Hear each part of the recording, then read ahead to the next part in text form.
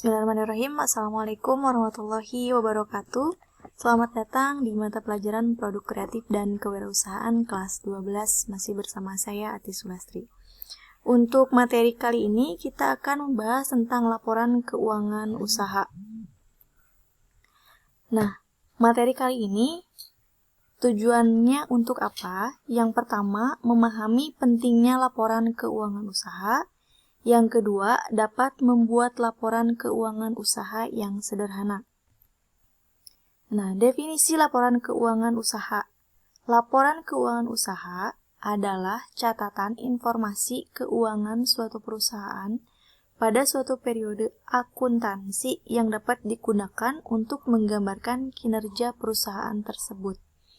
Jadi, secara simpelnya, laporan keuangan ini adalah penggambaran dari laju kas baik pengeluaran maupun pemasukan, baik aset maupun utang kepada pihak luar dari suatu perusahaan tersebut. Nah, laporan keuangan yang lengkap biasanya berisi apa saja? Ada 5. Yang pertama, laporan posisi keuangan atau neraca. Yang kedua, laporan laba rugi komprehensif atau keseluruhan. Yang ketiga, laporan perubahan ekuitas. Ekuitas ini adalah selisih dari aset kita dikurangi kewajiban kita untuk membayar hutang ke pihak lain. Nah, selisih itulah yang disebut ekuitas. Yang keempat, laporan perubahan posisi keuangan berupa laporan arus kas, arus dana, catatan, dan laporan lainnya. Yang terakhir adalah catatan atas laporan keuangan. Nah, biasanya begitu ya laporan keuangan yang lengkap. Kalau di keuangan yang khusus, pembelajaran dari awal sampai akhir tentang keuangan, biasanya kita praktik dengan menggunakan aplikasi akuntansi. Karena sekarang prosesnya belajar daring, paling kita akan mengenal saja dulu ya tentang laporan keuangan itu seperti apa kurang lebihnya, agar kita ada gambaran, oh seperti ini neraca posisi keuangan, laporan posisi keuangan yang biasa ada di perusahaan. Nah, apa saja manfaat laporan keuangan?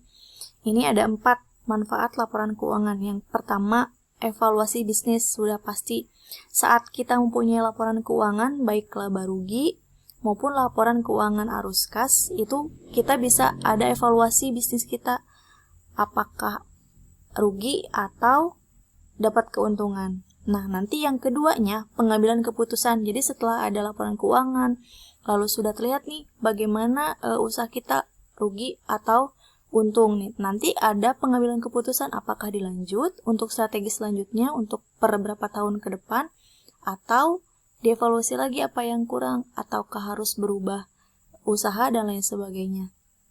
Nah, yang ketiga, pinjaman modal. Ini tentu kalau misalkan kita mau mengajukan pinjaman ke bank dari suatu perusahaan, itu arus kasnya harus jelas. Biasanya bank itu meminta laporan arus kas dari suatu perusahaan jika ingin meminjam dana di bank dari perusahaan ya, bukan perorangan. Gitu. Yang keempat, penentuan pajak. Nah, pajak ini pun ditentukan biasanya kan wajib ya, kalau perusahaan-perusahaan itu membayar pajak kepada pemerintah, itu wajib. Nah, dari mana penentuan besarnya pajak? Tentunya dari arus kas perusahaan tersebut gitu. Biasanya per berapa tahun. Nah, nanti dikalkulasi berapa besaran pajak yang harus dibayarkan oleh perusahaan tersebut. Yang selanjutnya yang akan kita bahas dari laporan keuangan ini adalah jenis laporan keuangan. Nah, jenis laporan keuangan ini dibagi menjadi 2. Yang pertama, laporan laba rugi atau income statement. Laporan ini membantu mengetahui apakah bisnis berada dalam posisi laba atau rugi. Di sini ada contohnya ya, contoh untuk laporan laba rugi. Dari PT Delight Mandiri, laporan laba rugi untuk tahun yang berakhir pada 31 Desember 2019 dalam ribuan rupiah. Biasanya, laporan keuangan itu dibuat per 1 tahun atau per berapa bulan sesuai dengan kebutuhan perusahaan tersebut. Nah, ini dipakainya berarti per 1 tahun karena berakhir pada 31 Desember 2019. Jadi laporan ini sampai tanggal 31 Desember atau sebelumnya. Bagaimana alur di laporan laba rugi dari perusahaan ini gitu. Nah, yang pertama pendapatan. Pendapatan dari perusahaan ini adalah 1.240.000. Lalu harga pokok penjualan 570.000 atau HPP yang kemarin kita bahas ya, harga pokok penjualan ini adalah dari modal dan lain sebagainya. Nah, laba kotor adalah dari tadi yang pendapatan dikurangi HPP atau dikurangi harga pokok penjualan, dapat 670.000. Dikurangi lagi biaya operasi. Biaya operasinya adalah 265.000. Nah, hasilnya adalah 405.000. Ini adalah penghasilan sebelum ada bunga atau ada setoran pajak. Nah, ini hasilnya 405.000. Kemudian dikurangi lagi nih, dikurangi bunga 75.000. Akan menghasilkan 330.000. Ini disebut earnings before taxes atau pengeluaran atau pemasukan sebelum, jadi pendapatan sebelum pajak-pajak gitu ya. Ini teh pendapatan kita sebelum kita mengeluarkan pajak adalah 330.000. Dikurangi lagi nih pajak 30%. Biasanya 30% itu memang pajak penghasilan perusahaan yang sudah ditetapkan oleh pemerintah. 99.000. Nah, akan mendapatkan hasil 231.000. Ini adalah pendapatan setelah pajak. Nah, ini adalah laporan laba rugi dari perusahaan tersebut. Jadi setelah dihitung, sudah dikurangi pajak, sudah dikurangi bunga. Ini bunga bisa saja dari bunga pinjaman ya, pinjaman dari bank atau dari instansi keuangan lain di perusahaan tersebut gitu. Nah, hasilnya adalah 231.000 begitu. Nah, yang kedua, jenis laporan yang kedua adalah laporan posisi keuangan atau Statement of Financial Position.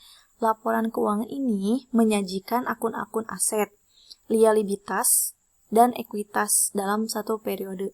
Jadi, laporan keuangan ini lebih kompleks ya, lebih rumit sedikit lah.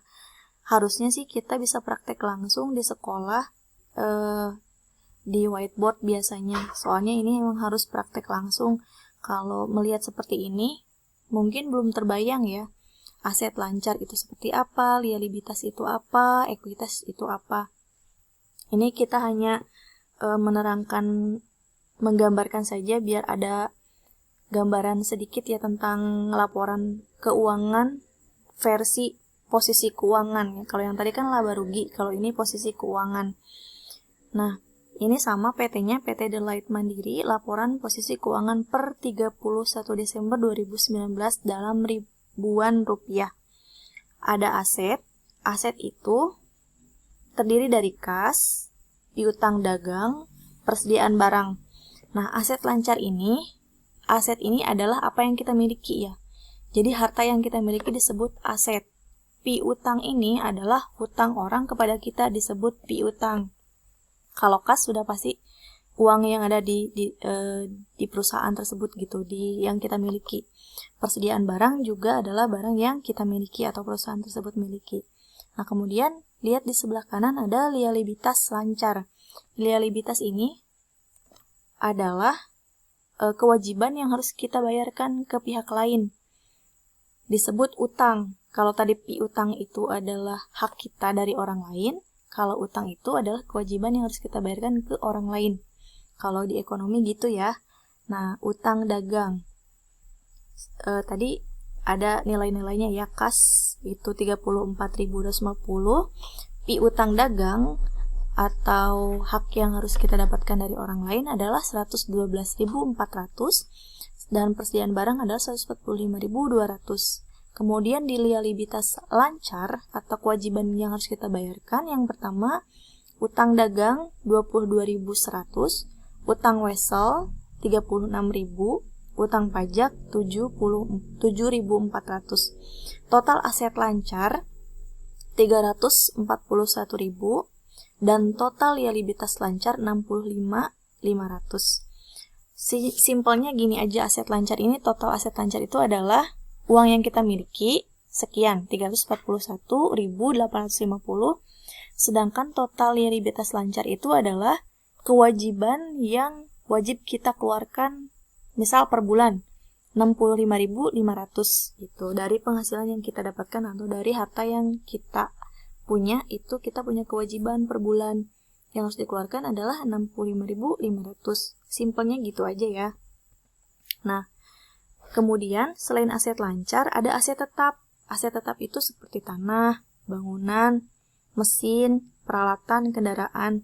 Di situ ada nominalnya, tanah 120.000, bangunan 90.000, mesin dan peralatan 200.000, kendaraan 54.650. Sementara yang di liabilitas atau kewajiban kita untuk membayar di jangka panjang itu ada dua, utang obligasi dan utang bank, 150.000 dan 100.000. Ini totalnya ada total aset tetap 464.650 dan total aset seluruhnya dari aset lancar dan aset tetap itu adalah 806.500. Nah, sementara yang modal atau total liabilitasnya adalah modalnya 491.000. Sehingga total liabilitas dan ekuitas adalah 806.500. Gitu ya. Kurang lebih seperti itu. Ini untuk laporan posisi keuangan. Nah, silakan kalian pelajari dan pahami lagi. Untuk pertanyaan-pertanyaan atau apa yang harus kalian pahami gitu, masih belum dipahami, bisa kalian tanyakan di grup WhatsApp seperti biasa. Untuk materi kali ini, laporan keuangan usaha, cukup sampai di sini. Terima kasih atas perhatiannya. Assalamualaikum warahmatullahi wabarakatuh.